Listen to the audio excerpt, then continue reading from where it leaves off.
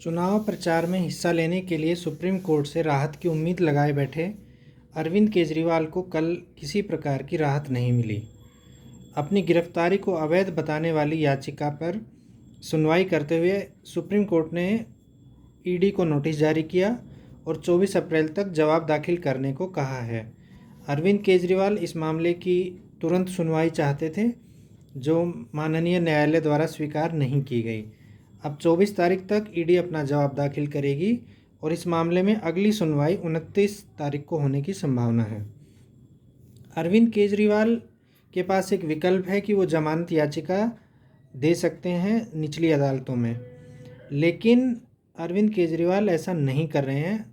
उनको या तो उनके वकीलों ने सुझाया होगा या ये उनका खुद का राजनीतिक निर्णय होगा।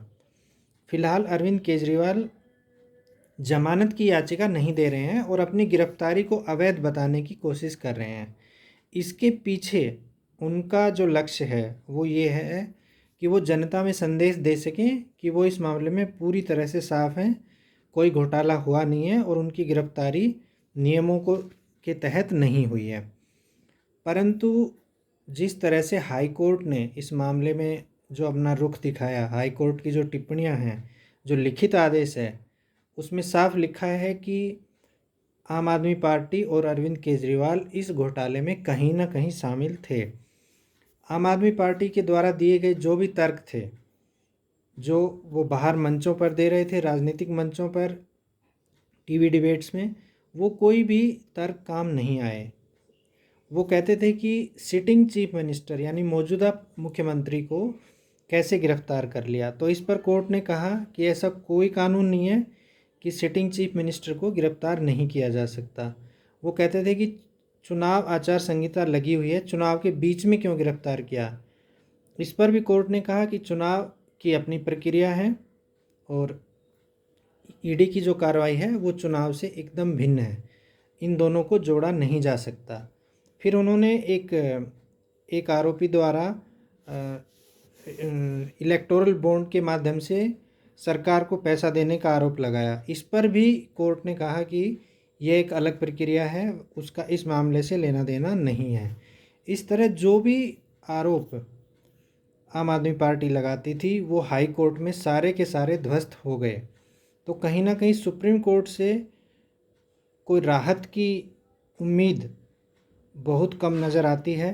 अगर ऐसा कुछ भी होता तो सुप्रीम कोर्ट इस मामले में त्वरित कार्रवाई और सुनवाई करती और कोई एक राहत आम आदमी पार्टी को दे सकती थी, जो कि उन्होंने नहीं दी। फिलहाल एक संदेश ये चला गया है कि जो आम आदमी पार्टी कहती थी कि आरोप लगते ही इस्तीफ़ा होना चाहिए, वो लोग आज इस्तीफ़ा नहीं दे रहे हैं। बार बार कहने के बावजूद भी नहीं दे रहे हैं, कुर्सी से बिल्कुल चिपके हुए हैं। अब इन लोगों की बेशर्मी पूरी तरह से सतह पर आ रही है।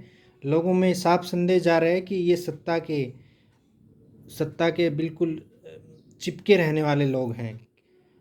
ये चाहें तो अपने किसी व्यक्ति को, सुनीता केजरीवाल, संजय सिंह और सौरभ भारद्वाज, आतिशी, गोपाल राय, किसी को भी मुख्यमंत्री बना सकते हैं क्योंकि इनके पास पूर्ण बहुमत है।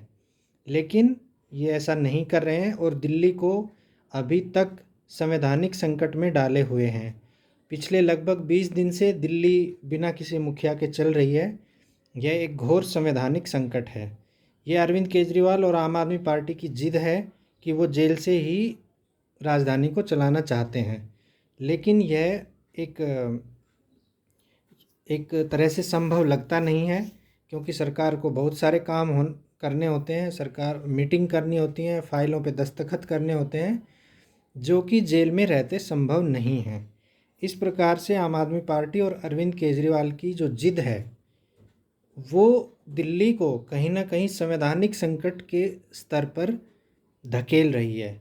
जब बाद में एलजी निर्णय लेंगे, गृह मंत्रालय निर्णय लेगा, तब ये लोग जनता के बीच में जाकर कहेंगे कि देखो हमारा विक्टिम कार्ड खेलेंगे और कहेंगे कि हमारी सरकार को बर्खास्त कर दिया। तो ये विक्टिम कार्ड अब संभवतः चलने वाला नहीं है और आम आदमी पार्टी व अरविंद केजरीवाल के इस घोटाले में शामिल होने के प्रथम दृष्टया प्राइमा फेसाई सबूत हाईकोर्ट ने देखे हैं। और हाईकोर्ट ने तो बहुत ही तल्ख टिप्पणी की थी और सुप्रीम कोर्ट ने भी कोई अंतरिम राहत देने से, कोई फौरी राहत देने से फ़िलहाल मना कर दिया। तो 29 तारीख तक इस मामले में कुछ अगला अपडेट संभवतः नहीं होगा। उसके बाद ही कोर्ट की कार्रवाई पर अगला निर्णय निर्भर करेगा। धन्यवाद।